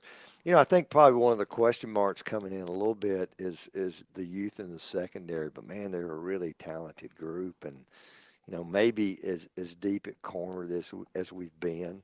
Now some of them are young guys, but man, just watching them practice and watching them drill. Again, it's just been a really good group, and again, that goes back. Our coaches, this is by far the best staff I've ever worked for. Mm-hmm. And that's kind of how I see it. Now you've worked for some pretty good staffs. Well, I have, and they've but they just do a phenomenal job. Dwayne Vaughn starts with him as the defense coordinator, an aggressive group. And I think we do a lot of good on good. Really all year long, and I think that helps us. And I think we both sides of the ball can challenge the other side with both scheme, a little bit of things. And we're a group that we like to think we're tougher than everybody else. Now that's us thinking that. Yeah. But I'm a big believer too. If you're going to do that and you're going to try to be that way, you better practice that way, and that's how we practice. And I mean we try to be smart, but we got pads on. We're doing some kind of an inside run period. We're going to do it, and our guys take a lot of pride in that. And again, it's a little bit of give and take, trying to service each other and do that. And everybody's got pride, and everybody wants to win. But I think we're all after the same thing. So you'll open up against Ole Miss down there at the Grove in Oxford. You do own that series lead 1-0. Yep, I was told 19-24. Hunter Reed tells us that Furman beat Ole Miss in Greenville. 7-2? 7-2. Yeah. So you'll go in there. You'll be the favorites. Yeah, I guess this is a return game. It just this took is the a while return game. Well, only took 100 years. I've never been there. I've been a lot of places. I've Yeah. never been there, and certainly they've been phenomenal. The last couple of years, and I think they were going to be really good. Then they won the portal lottery, and they paid well, I think, in the off season. So so I mean, these games are booked well in advance, and who knows when that game was booked? How I don't know how they were then. Well, I think Lane Kiffin said after you beat him in 24, he said it'd be 100 years before he'd play you again. So, but it's certainly be a huge challenge. Those games are huge challenges, no matter what, just because of the bodies and the dollars and the scholarships and just lots of different things. But it's also something our guys look forward to. We got a proud program, proud tradition. Our kids, we'll prepare well, and I'd be shocked if they don't crank it up and go play as hard as they can and get after it. It won't be. I say this. I don't think they'll be intimidated, but at the end of the day, that's only going to carry so far. You got to be able to go execute and try to get stops. But man, that probably in our world, if you're picking the matchup, that's probably a little tougher matchup just because of really in a little bit of the nature of how they play, especially offensively. And considering they are a legitimate possibility to win the SEC. They're a legitimate SEC title contender. But like I said, we're I don't know when the last time they've won a SEC championship. I imagine it's been a long, long time. And again, our guys are used to playing well and competing and playing for championships, and those. That's just what our program's about, and so it'll be a fun experience, and I've been, I was sitting there trying to think, maybe compare them a little bit. I think in 18, when Clemson, I guess they won the national championship, and I think it was Trevor Lawrence's first game. It's when they had the 4 first-round picks in the defense line, but they weren't nearly as explosive offensively. Yeah. So they hadn't decided to put Trevor in there yet. That didn't happen until the Georgia Tech game when he took over. Well, this group is just so explosive offensively. So then what are you going to try to do? You're going to shut them down, or you're going to try to keep up with them? So it's just a little different. I always think these games are so much about when you truly have a chance. And I look back through the history when we've played well, you really felt like you could match up with them. And again, we played really good defense, but that's just a totally different. Yeah. That's a totally different deal. Well, good luck this season. As always, we thank you for coming over. Hope you have a good, healthy year with everybody. And I'm sure we'll be talking a lot to you. And, Paladins will be right there in November with a chance to win another championship. I have that feeling. Well, that's the plan. And, again, got a lot of work to do, but it'll, you blink, it'll be time to go to Oxford, Mississippi. And then we'll be excited to get in Southern Conference play and Go see what we can do. Good luck to you. Thank you very Thanks much. for coming up and visiting. Thank you. All right, after the break, we're going to be joined by a couple of Paladins. Jeremiah Jackson, defensive end, been here for a while out of Fleming Island, Florida, and Josh Burrell, who is a graduate transfer from Florida State, but he is a South Carolina native out of Blythewood High School, and he's the tight end that Coach was referring to. They'll join us after the break here on Sports Talk. We're up at Furman, and back in a moment.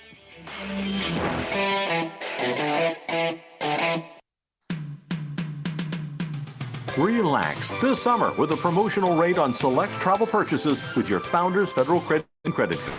Now through August 31st, get 6.99% APR for 6 months on qualifying purchases, including airfare, hotels, restaurants, and cruise lines. Don't let interest rates slow you down this summer. Visit foundersfcu.com/travel to learn more. Not a Founders member yet? Founders has the financial tools you need and the personalized service you deserve. Stop by an office or visit foundersfcu.com to learn more about Founders and see if you qualify for membership. On March 1st, 2025, the promotional APR will revert to the effective APR as previously disclosed. Call 800-845-1644 for details about credit costs and terms. Membership qualification required. Oh, appliances, we can't live without them, and eventually we have to replace them, but we don't have to pay more for the new ones. Not with Carolina Discount Appliances. Do you want to go and shop at a bunch of retail stores and determine which one has the lowest overpriced item? Me neither. That's why my first call is always Carolina Discount Appliances. The philosophy is simple. No retail prices. None. It might have a scratch or a ding, but overall it's new and will cost you much less than what you're going to pay anywhere else. So if you need a refrigerator, washer, dryer, stove, range, or microwave, they've got you covered. But for less money. Same brands, same appliances, less money. And Carolina Discount Appliances is the home of the $40 down. Take it home today. No credit needed payment options. Regardless, Sherry has you covered. Call today, 803-770-3008. That's 770-3008. No matter where you're located, same number, same person, Sherry at Carolina Discount Appliances, 803-770-3008. It saved me money. It'll do the same for you. I'm attorney Jim Corbett. I'm not a case manager. I'm a lawyer for over 35 years. I don't charge 40% for your injury in your wreck case or any on-the-job injury. Call 803-765-2968 and ask for Jim Corbett or email me, jim@jimcorbettattorney.com for the experience of a lawyer handling your injury case. Jim Corbett, 803-765-2968. jim@jimcorbettattorney.com. Put 35 years of experience to work on your injury case. If you're looking to stay hydrated this summer, turn to Southern favorite, sweet South Carolina watermelons. One slice is equivalent to a glass of water and is just as effective as sports drinks for hydration. If you don't believe us, you can ask the Palmetto State's top football teams. The SC Watermelon Association will be serving up slices after summer practice to keep our teams fueled and hydrated. Visit scwatermelon.org for all the details and look for ripe South Carolina watermelons in your hometown. You've put in the work for your education. The extra early, extra late, extra work. That's because you understand education opens doors to better pay, better opportunities, and a better you. Being educated about playing the lottery is no different. It helps you be a better player, one who knows when to play and when to take a rain check. The lottery's a game, so let's keep it fun. Learn more at sceducationlottery.com/betteryou.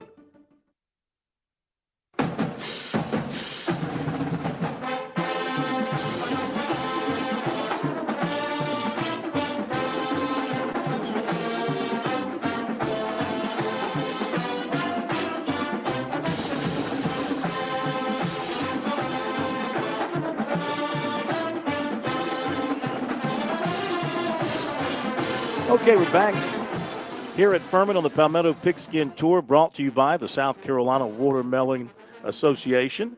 And we are now joined by two of the Paladins, veteran here at Furman, defensive end Jeremiah Jackson, who's a redshirt senior out of Florida, and a newcomer, though he's not a youngster, tight end Josh Burrell, who's a grad transfer student from Florida State out of Blythewood High School in Columbia. Good to have you guys with us. In fact, we might have to hold you over because we're a little shorter on time than I like to have when I talk to the players. Sometimes the coach goes a little long, if you know what I mean. So it eats up the time. Well, Jeremiah, first of all, Joshua, good to have you at Florida at Furman. After you were at Florida State, I remember you coming out of high school several years ago. And I was just going to say, we weren't going to force you to recite the fight song since you probably don't know it yet. You probably know it, Jeremiah. Jeremiah, since you were here last year, compare last year to what you're seeing so far this year and the development of the Paladins this year. Right. I mean, obviously, it's no surprise that we lost a lot of seniors last year. So, the experience is not there, but the talent, I feel like, is, right there, maybe even better than last year's group. So, yeah, we've been working, trying to get as close to a game look as we can in this offseason. I think we're looking good. Yeah, Coach mentioned that, like, on defense, it ran a bunch of different people in there. You might not see it individually in the stats because you're sharing so much time, but that means guys leave, guys coming in have had some experience. Right, yes, sir. Since I've got here, we've always had it 2 deep at the D-line. We're always rotating linebackers. It was a good way to get young guys reps, and it's definitely helped a lot for the program. Josh, what led you to Furman? Honestly, coming from Florida State, I decided to get into the portal. Like I said, I'm a graduate transfer, so finishing school down there, I felt like it was a good time to make this change in my football career, and I really just wanted to be on the field more. That's kind of just what I've been missing down at Florida State. I have no bad blood with the Seminoles, but it's time for me to get on the field. So yeah, that led me here to Furman. Yeah. What about for you, the transition to what you were used to at the FBS level, the high level at Florida State, ACC, and then this is a great program, don't get me wrong.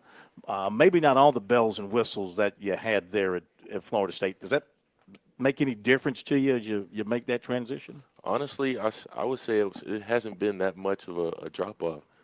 That's kind of one of the things I was kind of looking for when I came in to Furman, just kind of seeing how things operated, how the guys worked here, just kind of the ins and outs of Furman football. And honestly, it's not that big of a drop-off. It's really just, of course, resources, and that just comes with the game. But I feel like with the way the guys work, the standard that they have here, I feel like everything is pretty much in line, and that's honestly why I've enjoyed my time here at Furman so far, and I'm looking forward to the season. What do you believe that you bring to the offense at the tight end position? Honestly, so coming from Florida State, in high school, I played receiver. So now I'm making a transition to tight end. It's honestly I wouldn't say a whole new game, but I'm having to learn new things I didn't have to learn before. Learning more stuff that the O-line has to know, more blocking schemes and stuff like that. But also being able to use my versatility in the offensive, in the passing game and stuff like that, just kind of where I'm lined up, out wide, in the slot, on the ball with my hand in the dirt, in the wing, in the backfield, all that stuff. Just kind of show my versatility, and the offense can show off its creativity. I'm looking forward to just finding different ways to get the ball in my hands and, help the team win. So you're kind of what they call the hybrid tight end, right? Yes, sir. Yeah. So what do you think are your strengths? Receiving, are you a good receiver or blocker? What will fans see in you? Right. So, like I said, I play receiver, so that's kind of what I'm used to. Just, kind of getting open, catching the ball, and making plays happen when I have the ball in my hands after that. So, just kind of meshing that with also, like I said, I'm having to learn new things. So, learning the blocking schemes. I think with my size, I'm able to, get those blocks done. And the coaches here, they do a good job of putting me in a position of where I can win those one-on-ones instead of just having to take on like a big bully defensive tackle or something like that. Like, they're putting me in a position to make a block that I can go and win. So, can you guys hang on for a little bit? Yes, sir. You don't have like night classes or anything? Study hall. Study hall. This is Furman. I expect y'all to be studying, 18 hours a day. We're going to spend a few more minutes with you guys after the break since we were short. We'll be back to Furman in just a moment.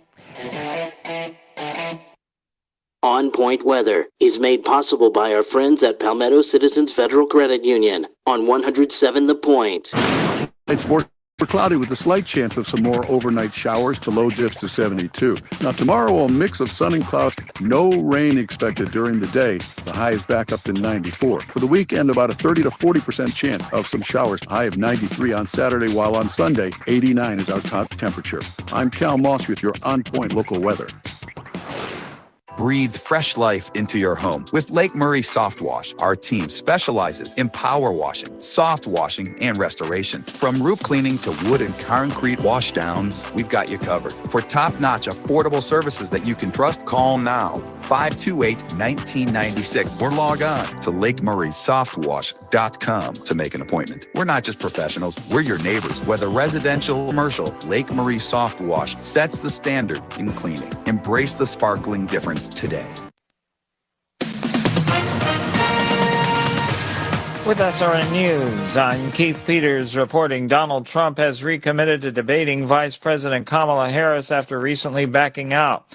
The Republican presidential nominee held a lengthy news conference Thursday as he addressed reporters at his Palm Beach, Florida estate. ABC announced that Trump and Harris have agreed to a September 10th presidential debate.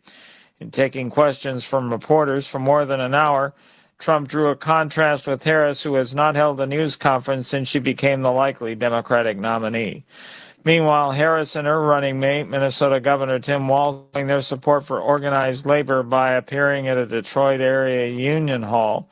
Harris, the Democratic presidential nominee, and Walz spoke Thursday to several dozen United Auto Workers members. On Wall Street, the Dow up by 683 points. This is SRN News. Some people would tell you the world's on fire right now. Well, this isn't a political message. It's a message in support of Ken and his team at Broker Solar in downtown Columbia. I love what they're doing. This is meant to remind you about something. You can't pick your power company. It's not like swapping cell phone companies every time they ask for another rate increase. You know what, though? You can take control of your power bill. You can either pay the man or be the man. You can own your own energy. You need to reach out to Broker Solar. In famously hot Columbia, it's 100 degrees in the shade. You won't lose power when the grid can't handle the heat. You'll have stored energy and a solar-powered battery. During peak hours, when the power company's cleaning up, you'll run off your solar panels and you'll get the last laugh. Hey, solar's not for everyone. It's a serious financial commitment with serious financial benefits. My suggestion is you reach out to Broker Solar and the guys and let them answer your questions. Online, it's brokersolar.com, or give Ken a call at 807-7417. That's 807-7417 for Broker Solar. Hey, it's Jay with the Cigar Militia. When I stop by a cigar store, I always look for my go-to cigars and stock up a few of those, but I also look for something I've never tried before. Well, at the Cigar Militia, we specialize in a lot of small boutique manufacturers. Come in and try a Don Kiki by Karen Berger or a Makaji by Ty Williams. We are the Cigar Militia at 1410 Colonial Life Boulevard. Help us out, stock up, and review some of our boutique brands. This is Fran Halloran, the Money Coach. Grow with the point as we build on 10 incredible years of community local radio. We built an environment where our listeners are our family. Are you a small business with big dreams? Join the tremendous stable of advertising partners at The Point. Connect with Kevin Cohen and brainstorm a tailored strategy to escalate your business growth using the powerful platform of The Point. Call Kev directly at 563-8558. Teaming with The Point, you can make the next year your best year. Well, you probably heard me, and you've likely heard the others talk about how the weather this time of the year, it can be unpredictable, sometimes violent, sometimes scary. What you haven't heard the others say is they're beating down doors, badgering you so they can sell you a new roof when you're most vulnerable. The Bergen Roofing guys, well, they're just not like that. They've grown up in Columbia. They know the value of being invited into your home and not banging on doors. I know Stuart. I know his ethics. They're top notch. With the last storm, we even heard the story of 5 different guys knocking on one homeowner's door, 5 different prices. In fact, some companies now wanting to see the insurance paperwork before even giving you a quote. That's like the wolf guarding the hen house, not Bergen. Bergen's pricing is the same no matter the emergency and not based off how much they can get from the insurance company. Nope, Bergen has always stood by their high standards, not high pressure. If you find yourself in need of some roofing assistance, and Stuart hopes you don't, but if you do, the only guys I want you to call, the only guys I want you to think about is Bergen Roofing. 798-ROOF. That's 798-ROOF.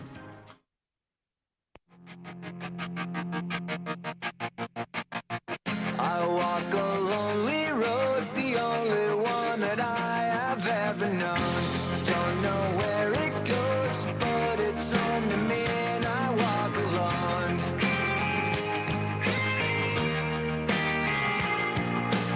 We can never get enough Furman Paladins on Sports Talk. A little overtime edition here of the Palmetto Pigskin Tour up at Furman. We're visiting with Jeremiah Jackson, defensive end, Joshua Burrell, tight end. Jeremiah, last season, man, that was almost a dream season for you guys. What was it like as you guys went along, you put that long winning streak together, win the SoCon, go to the postseason? Boy, lose a tough one at Montana. Could have kept on going. But what was that season like for you? Right. I mean, dating back to 2022, after, that good season, all the older guys were like, we got to, come back and make it happen, get the big one, So, going through that whole year, we pretty much knew that we had a shot the whole year, and we just had to keep attacking, keep working hard to get back to that point. It was not like Coach Hendricks says, each game was a dogfight to get the win, but I think it made the wins that much pleasurable. We get to that Montana game, and to be so close, it definitely hurt, but it definitely it showed us that we can compete, with anybody in the country, and I think coming into this next year, we're trying to prove the same thing. Yeah. So. I saw you play your first two games because you played Tennessee Tech on a Thursday night, I believe, and y'all mopped them up pretty quickly. And then you were in Columbia.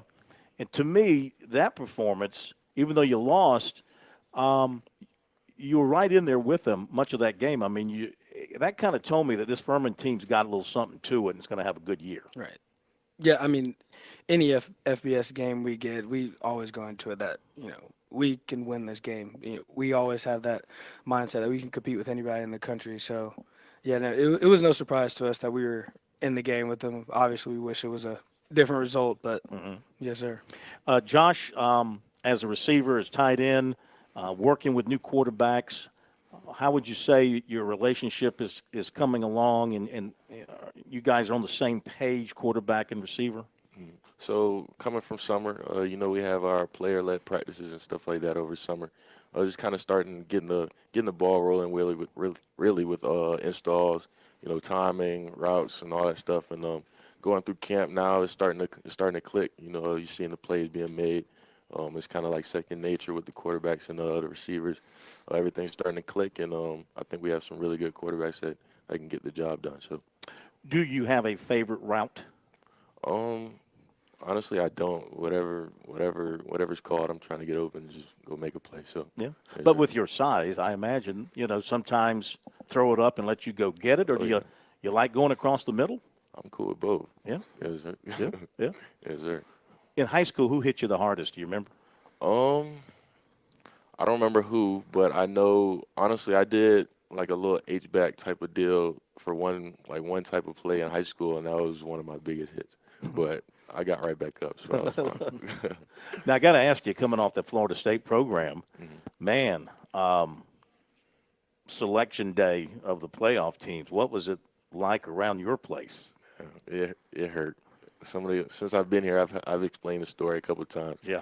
Everybody's kind of curious how that went down.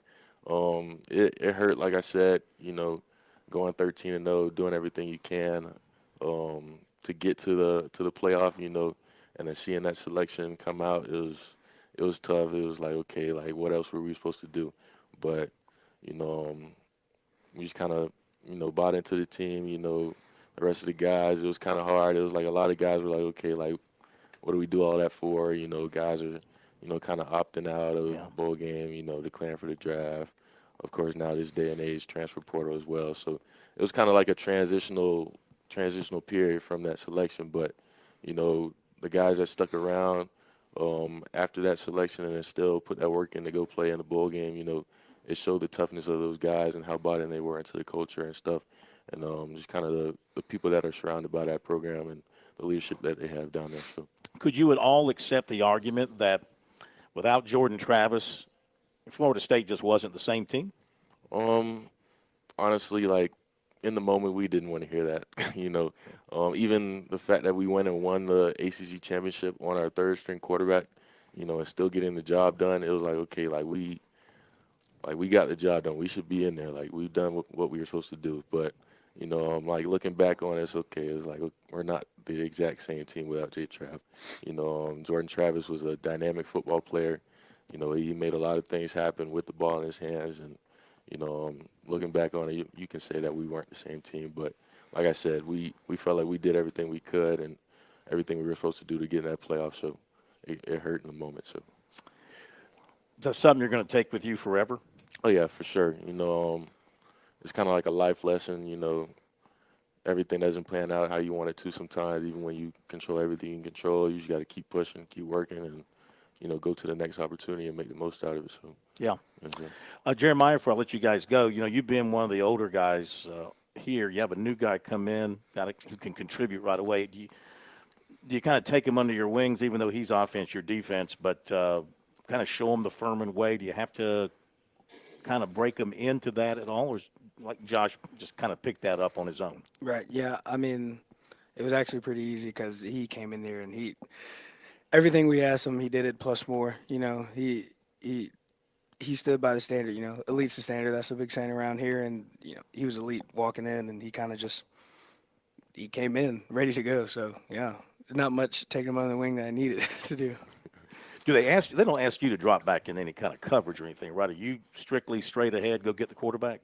Oh, I mean, here and there. Yeah. I'm just wondering if do you ever draw him in practice? Have you had the chance to kind of run him down or anything? I haven't yet, but it's possible. Well, guys, good luck to you. Good luck down at Ole Miss. Protect that one-game lead in the series that Furman has on Ole Miss. But I hope you'll have a healthy year, and I appreciate you coming over and spending time with us. Yes, sir. Great seeing you guys. Yes, sir. Take care. Good luck to you. Thanks, Good guys. luck to the Paladins. Jeremiah Jackson and Joshua Burrell with us tonight from up here at Furman. And best is the standard. Expect nothing less from the Paladins. They bring it every year, Chris. Phil, I have an idea. We need to take Josh's comments about Florida State getting screwed last year and send it to every single member of the College Football Playoff Committee to remind them they made a mistake, because you heard him. That's going to haunt him for the rest of his life, because they did everything they were supposed to do and still didn't get into the playoffs. Yeah. I don't think they care. The CFP guys, no, I agree. Josh cares. People, yeah. They are cold. But no, he handled that so eloquently. It was wonderful to hear, because he's right. They should have been in the playoffs. Yep. I don't know what else they could have done. Well, they couldn't go 14-0. They only had 13 games to play. I was one of those who said, without the quarterback, I just don't think they're the same team. And Alabama is healthy with their quarterback, and et cetera, et cetera. But I would not have been blown away if they had put Florida State in there, because their record was pristine and they had so many other good parts. So, okay, I appreciate them being with us. Let's move quickly to the Clemson side of things, and then we'll do recruiting, and then we'll hear from the Gamecocks. Okay, quick update, though, on NFL preseason. One team won't make the playoffs, the Carolina Panthers, off to a rousing start. Scoreless game, late first quarter against New England. Phil, they have a grand total of minus 3 yards of total offense to the Panthers. Well, just picking up where they left off last year. No Bryce Young tonight. He is not playing. Jack Plummer starting at quarterback, and he's 0 for 3. So tremendous start by the Carolina Panthers. Meantime, a team that hopes to be back into the playoffs this year, and it'll rest, I think, a lot on this unit. The Clemson Tigers and the wide receiving core. Nobody off that unit a Biletnikoff Award preseason award nominee. So what does Antonio Williams have to say about that? He met with the media last night after practice, and the Dutch Fork standout was asked his thoughts about his unit. What do they have to do to get back to a standard they've held dear for many, many years? And he was asked initially, how about talk a little bit about the freshman guys, Bryant Westco and TJ Moore, and how much they've impressed you thus far? I feel like I have a really good eye for talent, especially at the receiver position. So, I know I can tell when somebody, is going to make an immediate impact, and I think they both have the chance to do that. They were highly rated guys, so most of you already know that, but from my point of view, they're definitely special. I guess what makes West go first? We got to see me. Say that again. What makes Wesco unique? If you're talking about I would say just his ability to influence at the top of routes. You saw in the spring game he can make spectacular catches. So just that size and frame and quickness he has the chance to be special for sure. same question with Moore. I guess what's unique about him compared to everybody else in your receiver pool? I would say the same thing. He has that size, 6'3", I think, but he's a little bit bigger than Wesco, like weighs more. But he definitely has a chance to make an immediate impact just like Wesco. Antonio, what have you seen from Cade so far that maybe he didn't show last year during camp? He's rocking the mullet now, so I think just off first impression, just when I saw that, I see some more confidence from him, growing and maturing as a leader on this team. Guys look up to him, I look up to him, so I'm just excited to see that on the field this fall. A new Cade Klubnik. I think really the end of last season was really big for him. That last Kentucky game, I think, was a big step for him. Anything different on the field so far from him, just and from what you've seen? Just his second year in the offense, so making checks and like when he's seeing the defense, just he has the power to make any call he wants when he sees something he likes. So just reading defenses and getting the ball out quicker and more precise. How about you? How are you feeling coming into this season, and how did this offseason treat you? What were you able to do and accomplish that you had set out to? I think my goal coming from last season, I felt in the Duke game I just was kind of sluggish, and I think it was partly just conditioning and my weight. Not saying that the strength coaches did anything wrong. I think it was just me easing through kind of from my freshman season. I just felt like maybe I was just entitled and didn't have to work as hard because I thought it came easy to me. But just after sitting out last season, I just wanted to get my body right, so I kind of cut weight down a little bit. So I'm just playing faster and staying in shape and trying to get in game shape before our first game, because that first game is no joke, so we got to come out ready, play one. Can you just talk about what it's like to be in that situation? College football is incredibly humbling, especially when you least expect it. Just what's it like to battle that and to come out this other side and to feel how different you feel after going through some adversity? I think I'm just, it was definitely humbling, and it kind of, my sophomore year of high school, I mean, I probably told y'all this story a million times, but I was just hurt, and it kind of is the same situation I was in last year, and didn't have any offers, but then it just put this feeling inside of me that just made me go out and make plays, and I had that my freshman year and my freshman year of college, but then I feel like I lost it a little bit. So I have it back now, so I'm just ready to go improve it. I think Coach Sweeney said this has been your best offseason that you really attacked it. I mean, was that the motivation? Just felt like just kind of disappointment from the way sophomore year went, that's fine when you go out and kind of do what you did, I guess, in the offseason. Yeah, I feel like he just put just more weight on my shoulders just to like lead this group. So it wasn't just me. Like last year before, I was looking up to Bo and guys like that. So and Joe. So now I feel like it's me and Adam's turn to really like lead this group. So just taking that role and kind of building that part of my character as well has just helped my game too, I feel like. Coach Grisham mentioned that kind of Adam brought wide receiver university t-shirts for like even other receivers, I guess. How has he taken on that leadership role as well as yourself during offseason with the younger guys? Adam's definitely a vocal leader for sure, and he leads by example. I think we have different leadership styles. He's more of the talker, and I'm more of the example, just by what I do. But he gave us those shirts, and it said wide receiver U, and then under it says prove it, because we haven't proven it these last couple of years. So that's the standard here, and probably 3, 4, 5 years ago, we were at that point where we were mentioned as wide receiver U.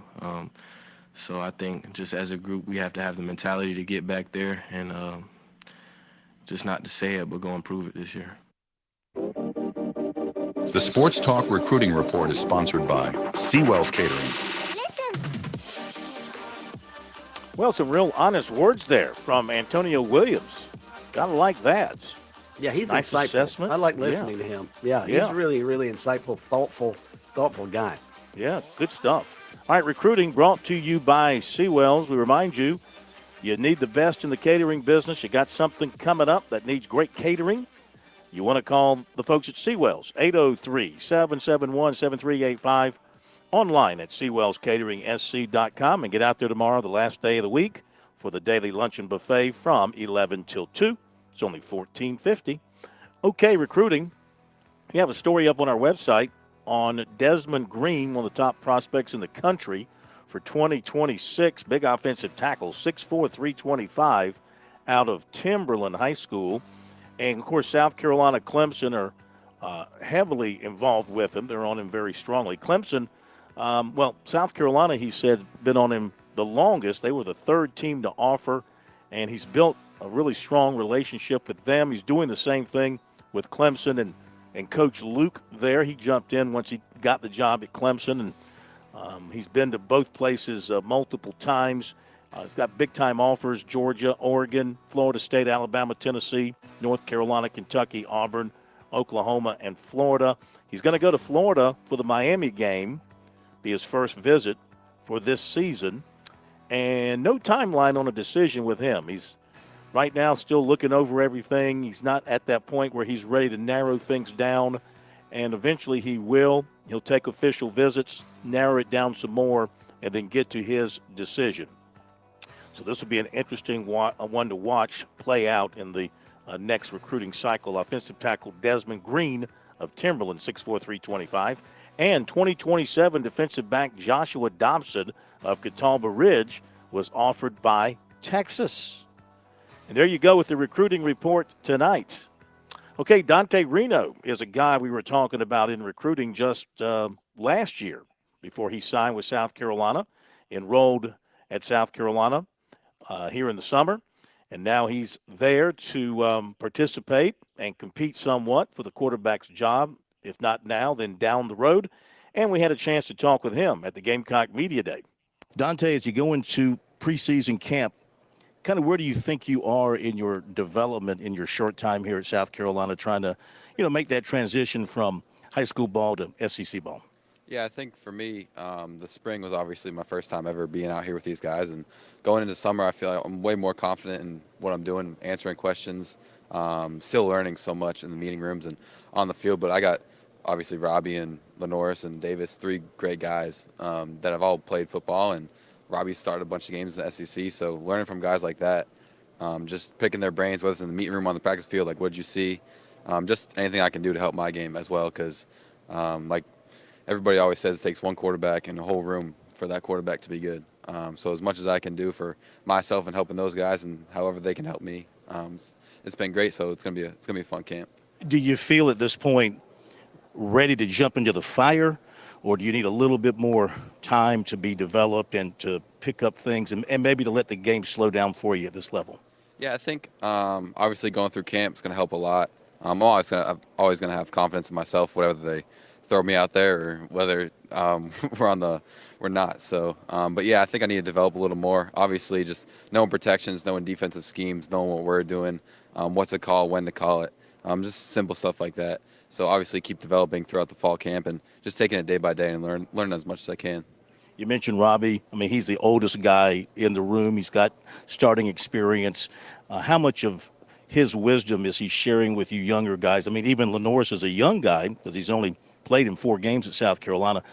How much are you learning from him as far as the little things to pick up as a quarterback? Yeah, I think I'm learning everything I can from whatever they say, whether they answer a question or whether it's a pass on the field or a drop when we're doing 7-on-7 or simple stuff like that. I mean, Robbie's played in arguably the biggest game in college football, which is the Alabama-Auburn game. So if you can talk to anybody that went through that game or talk to them about what they did going up to that game or how they prepared or anything like that, just to add it to your game, especially as a young guy, and learning as much from his experience that he had at Auburn. Obviously, he was at Oregon to start, but doing anything I can to help myself. So when you look at this offense overall from the quarterback position, you see a lot of new offensive linemen, but some experienced offensive linemen. You see depth in the running back room, some exciting players at wide receiver. What do you think this offense can do this year? Yeah, I think it's very explosive. I think we have a lot of playmakers outside in the running back room, and I think our tight end room is really good as well. And our line group is very, very experienced, I'd say, with some of the portal guys they picked up and some of the guys that have also been here. And there's a couple of guys in my class that are also really good players as well, as Josiah Thompson, Cam Pringle, and Blake Frank. So we're all developing, all learning, but the offensive line clicking right now. It's pretty cool to see, especially with Rocket back there and Juju and Oscar and all those guys they got in the running backfield. I mean, at SEC Media Days, the guys who were there, they were saying, don't sleep on the Gamecocks this year. And some of the national media kind of picked up on that theme a little bit too. What about from the inside? I mean, is there a quiet confidence among you guys that, okay, you pick us down towards the bottom, but just wait and see? Yeah, I'm not sure how much of us, obviously you see that stuff and nobody believes that inside our building. But I think everybody knows what we have here, how hard we've worked in the offseason and what players we have on offense and defense. And I think there's a lot of experience on both sides of the balls, just from what I've seen. And it's going to be fun. So it's going to be fun to prove a lot of people wrong. Yeah, it seems to be the thinking, Chris, over there at South Carolina, proving people wrong. So we shall see Dante Reno, and we'll see if he's a young man that we hear from down the road at South Carolina. Certainly, they could redshirt him. We were talking about how he might work his way in. Wow. You want ideally redshirt him this year. And I should mention, I said summer, he came in back in January, so he was there, of course, through spring and spring practice and all that, and now, so he's getting well-versed. But, yeah, he's a guy you could redshirt. Okay, so he's a freshman next year, redshirt freshman next year. Sellers will be a third-year guy next year. And, if things go well for him, who knows? If he'll be there 3 years, if he'll be there a fourth year or a fifth year. If you're Reno, you kind of read those tea leaves, and if you impress the coaches and they don't recruit over you, it could be your job in a couple of years. It's an interesting balancing act, isn't it? The coaches have to deal with, because my initial reaction, maybe even more so in basketball than football, why would you ever redshirt anybody? Because they're not going to stay 5 years. But you look at Dante Reno, I think you have to take it sort of case by case. He's in a position that obviously he knew coming in, excuse me, he was not going to be the starter this year, probably not the starter next year, perhaps not even the starter the following year. So in his mind, if he is happy at South Carolina, wants to stay in Columbia, maybe a redshirt route is the perfect way for him to go.